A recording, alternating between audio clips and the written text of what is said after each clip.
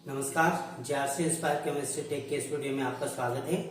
आइए बायोमॉलिक्यूल्स के अंतर्गत अल्फा अमीनो अम्ल तथा प्रोटीन के मध्य अंतर जाने। इसके पूर्व प्रोटीन क्या होते हैं, अमीनो अम्ल क्या होते हैं, इसके बारे में विस्तृत जानकारी जान चुके हैं। तो आइए जानते हैं अल्फा अमीनो अम्ल तथा प्रोटीन के मध्य अंतर। तो पहला अंतर इस प्रकार से, सरल यौगिक जिनमें एमिनो समूह अर्थात एमिनो अम्ल तथा कार्बोक्सिलिक अम्ल समूह दोनों उपस्थित हो एमिनो अम्ल कहलाते हैं। हम समझने के आधार पर इस प्रकार से लिख सकते हैं NH2CrCOOH अर्थात ये अमीनो अम्ल का एक उदाहरण है।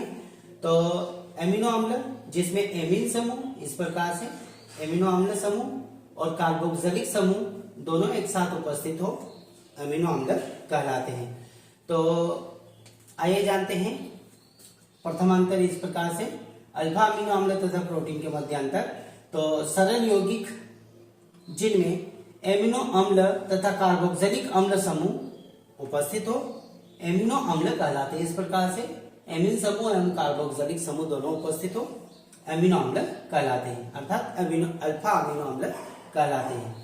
प्रोटीन अर्थात इस प्रकार से सरल छोटी छोटी एकलक इकाइयां जब आपस में मिलकर प्रोटीन संश्लेषण के द्वारा पॉलीपेप्टाइड श्रृंखला का निर्माण करती है तो उसे प्रोटीन कहते हैं। तो हम कह सकते हैं प्रोटीन क्या होते हैं, जटिल नाइट्रोजन युक्त यौगिक प्रोटीन कहलाते हैं। प्रोटीन जटिल नाइट्रोजन युक्त यौगिक प्रोटीन कहलाते हैं, अर्थात एमिनो अम्ल की एकलक इकाइयां आपस में जुड़कर पॉलीपेप्टाइड श्रृंखला का निर्माण करती है तो प्रोटीन बनता है।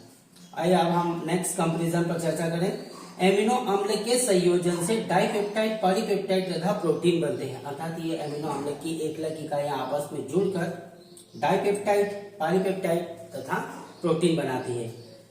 यदि हम प्रोटीन का जल अपघटन कराएं तो जल अपघटन कराने के पश्चात पुनः हमें एमिनो अम्ल प्राप्त होंगे। हम कह सकते हैं प्रोटीन के जल अपघटन से एमिनो अम्ल बनते हैं, अर्थात एमिनो अम्ल के संयोजन से ही प्रोटीन बनते हैं और प्रोटीन का यदि जल अपघटन कराएंगे तो एमिनो अम्ल प्राप्त होते हैं।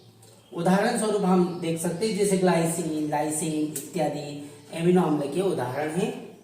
पुनः जान सकते हैं ग्लाइसिन, लाइसिन इत्यादि एमिनो अम्ल के उदाहरण हैं। प्रोटीन के उदाहरण जैसे हीमोग्लोबिन, केसिन इत्यादि प्रोटीन के उदाहरण हैं। तो अल्फा अमीनो अम्ल तथा प्रोटीन के मध्य अंतर को हमने संक्षिप्त में जाना। धन्यवाद, आपने इस वीडियो को अंत तक देखा और केमिस्ट्री के वीडियो वॉच करने के लिए चैनल को सब्सक्राइब कीजिए ताकि इसी प्रकार से अन्य महत्वपूर्ण प्रश्नों के वीडियो आप देख सकें।